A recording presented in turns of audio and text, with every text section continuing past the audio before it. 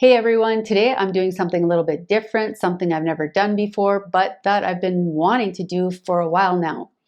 I'm Lise Leblanc, therapist, author, and life coach, and today I'm doing a reaction video to a clip from the movie The Hangover. Specifically, it's a clip from the opening scenes where Stu is talking to his girlfriend Melissa before going to his best friend's bachelor party in Las Vegas. As you will see, Melissa has toxic tendencies and traits of a female covert narcissist.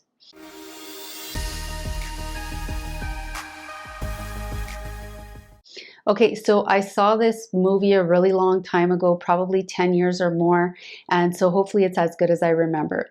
So let's get started with this short clip. Don't forget your Rogaine. Rogaine, check. And don't forget to use it. I can totally tell when you forget your hair just looks thinner. So in this clip, you can hear from the tone of her voice how condescending and disrespectful she is towards Stu. But if she were ever confronted on this, she would probably act like she was just trying to be helpful. She would probably say something like, "Whoa, wait a minute, why are you overreacting and being so sensitive?" Or, "I'm just trying to help you. Do you want to be bald?" The fact that he has a full head of thick hair being completely overlooked. So if you have the courage to call a narcissist out on their bad behavior, expect them to deflect, dismiss, and flip things around, making you out to be the bad guy, the insecure one, and for the focus to be off of them and onto you. And make sure to call me right when you get to the hotel, not like that conference in Phoenix. I had to wait 2 hours for you to call me. Yeah, I was the keynote speaker. I was late to the podium. Still? Yeah, you're totally right. I'm sorry. More passive aggressiveness, more disrespect, and as you can see, she brings up a situation from the past, using it to twist things around even more, making Stu out to be the terribly neglectful boyfriend, reminding him of a time where he supposedly messed up royally, making sure he knows that he's not measuring up. Not only does she make Stu out to be the bad guy, but of course, she makes herself out to be the victim. Like, come on, Stu, all she wanted was for you to call her right away when you arrived. Like, who cares that you were the keynote speaker and were late for your gig?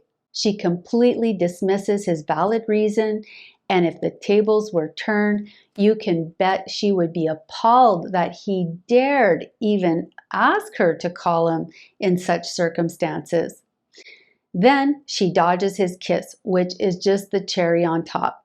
You can see that he's completely submissive to her, totally accepting her disrespect without question. What is the matter? I don't know. I just hope you're not going to go to some strip club when you're up there. Melissa, we're going to Napa Valley. Here, Stu is asking Melissa what's wrong. He seems genuinely confused, doesn't understand what he did to upset her, and the truth is, he didn't need to do anything wrong to be treated like this. He's leaving for a trip for a few days. You would think that she'd be a little bit more loving. But no, she doesn't like that he's going to have fun with his friends. And yet, I'm sure she wouldn't tolerate him treating her this way right before she was heading out on a trip for a few days with her friends. Instead of being happy for him, she goes on to talk about strip clubs. Stu lies to her. He says that they're going to Napa Valley when they're actually going to Vegas. Stu is scared to tell her the truth. I mean, she's giving him this much trouble thinking he's going to Napa Valley. Imagine if he told her he was going to Vegas for the bachelor party. Unfortunately, partners of covert narcissists often feel like they have no other choice but to withhold information or lie to avoid further manipulations and intense negative emotional reactions, even when they've never been prone to lying in the past. Now, I'm not saying that Stu should have lied. In fact, I don't think it's the right course of action, because when you start lying to your partner to avoid their reactions, you lose your own self-respect. In Stu's case, he's trying to avoid a massive fight or a breakup, which is the likely outcome if he were to tell her the truth. Instead, he opts for an earful of demeaning, passive-aggressive monologues, seeing this as the path of least resistance. I don't even think they have strip clubs in wine country. Well, I'm sure if there is one, Phil will sniff it out. Now Melissa is resorting to insulting his friends, making it clear that she does not approve of his friends. This could very well be part of the isolation process where she criticizes his friends and uses negative reinforcements to distance him from them, allowing her to have even more control over him and the relationship. Sure, she has a right to not like his friends, but she doesn't get to choose his friends. They were part of his life long before she met him. It's not going to be like that. Besides, you know how I feel about that sort of thing. I know. It's just boys and their bachelor parties. It's gross. You're right. It is gross. Okay, now you can see that he's agreeing with everything she says. He's doing this for the same reason that he's lying to her.